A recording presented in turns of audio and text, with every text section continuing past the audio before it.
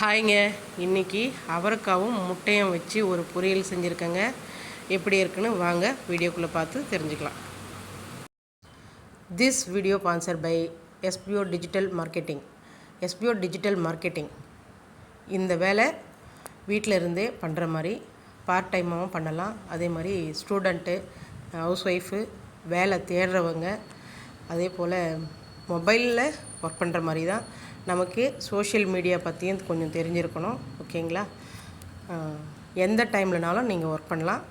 அப்படி உங்களுக்கு விருப்பம் இருந்தால் இந்த நம்பருக்கு கான்டாக்ட் பண்ணுங்கள் வாட்ஸ்அப்பில். ஸ்கிப் பண்ணாதீங்க. பெரிய தப்பு. தினம் 300 ரூபாய் சம்பாதிக்க அரிய வாய்ப்பு. இன்ஸ்டாகிராம், ஃபேஸ்புக் பயன்படுத்த தெரிந்தால் போதும். Content post and content publishing மூலமா தினம் 300 ரூபாய் சம்பாதிக்கலாம். இந்த வேலை செய்ய 5 நிமிடம் போதும். Work training support, group communication support, all language customer live chat support, முக்கியமா சொந்தமா ஒரு பிசினஸ் ஸ்டார்ட் பண்ற அளவுக்கு உங்களால கற்றுக்கொள்ளவும் முடியும், சம்பாதிக்கவும் முடியும். இந்த வேலை வாய்ப்பு வழங்குவது 5 வருடத்திற்கு மேல ரன் ஆகிட்டு இருக்க நம்ம தமிழ்நாட்டு company school of business organisation private limited. மேலும் விவரங்களுக்கு டிஸ்கிரிப்ஷன்ல கொடுத்திருக்க நம்பருக்கு வாட்ஸ்அப் பண்ணுங்க. ஹாய்ங்க. இன்றைக்கி அவரைக்காய் வச்சு ஒரு பொரியல் செய்ய போகிறோம். வாங்க எப்படி செய்கிறதுன்னு பார்க்கலாம். காய்கறி என்னென்னன்றது பார்த்துருவோம். ஓகேங்களா? கொஞ்சம் போல் கருவேப்பிலை எடுத்து வச்சுருக்கேங்க. ஒரு கொத்து கருவேப்பிலை, ஒரு பெரிய சைஸ் வெங்காயம், 4 பச்சை மிளகாய். ஓகேங்களா? கீரை இந்த மாதிரி வெட்டி வச்சுருக்கேன். ஒரு குட்டியோண்டு தக்காளி. அதுக்கடுத்து அவரைக்காய் பார்த்தீங்களா, நல்லா அந்த மாதிரி பொடியாக கட் பண்ணிக்கங்க. ஏன்னா அப்படி இருந்தால் தான் சீக்கிரமாக காயும் வேகும். நமக்கு காயோட உப்பு காரமெல்லாம் கொஞ்சம் உரைக்கும். ஓகேங்களா? அடுத்து இவர் வச்சு தாங்க இன்றைக்கி மெயின் டிஷ்ஷாக பண்ண போகிறது. ஓகேங்களா? எப்படி தாளிக்கிறதுன்னு பார்ப்போம் வாங்க. ஓகேங்க, எண்ணெய் ஊற்றியாச்சு. தேவையான அளவுக்கு கடுகு போட்டுக்கலாம். இது பொரிஞ்சதும் வந்து ஃபஸ்ட்டு வெங்காயம் தாங்க போட போகிறேன். ஏன்னா இதில் நமக்கு நெடி அதிகமாக வரும். நான் ஏற்கனவே சொல்லியிருக்கேன். நெடி அதிகமாக வரும்போது நமக்கு அதுக்கு முன்னாடி என்ன போடணுமோ அதை போட்டுக்குங்க. அதுக்கப்புறமா பச்சை மிளகாய் போட்டுக்கலாம். ஓகேங்களா? கடுகு புரிஞ்சிடுச்சு. இப்போ வெங்காயமும் கருவேப்பிலையும் போட்டுட்டேன்.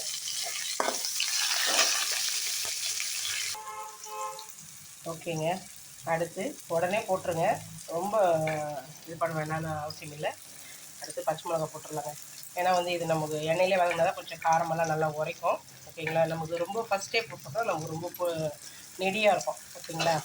ஏன் பச்சை மிளகாய் போடுறோம்னா இந்த மாதிரி சமைக்கிறதுக்கு பச்சை மிளகாய் இந்த மாதிரி போட்டால் நல்லாயிருக்கும். ஓகேங்களா? வேறு மிளகாத்தூளெல்லாம் போட வேண்டாம். அது டேஸ்ட்டு வேறு மாதிரி கொடுக்கும். அதனால் பச்சை மிளகாய் போட்டுக்கோங்க. ஓகேங்களா? இது அளவு பார்த்தீங்கன்னாக்கா ஒரு முட்டைக்கு ஒரு பச்சை மிளகான்னு கணக்கு பண்ணி 4 பச்சை மிளகாய் போட்டிருக்கேங்க. 2 முட்டை. அவரைக்காய் ரொம்ப உப்பும் அதிகமாக போடணும்னு அவசியம் இல்லை. அதேமாரி காரமும் அதிகமாக போடணும்னு அவசியம் இல்லைங்க. அவங்க ரொம்ப காரமெல்லாம் போட்டோம்னா அவங்களுக்கு அந்த அளவுக்கு இழுக்கிற அளவுக்கு இது கிடையாது.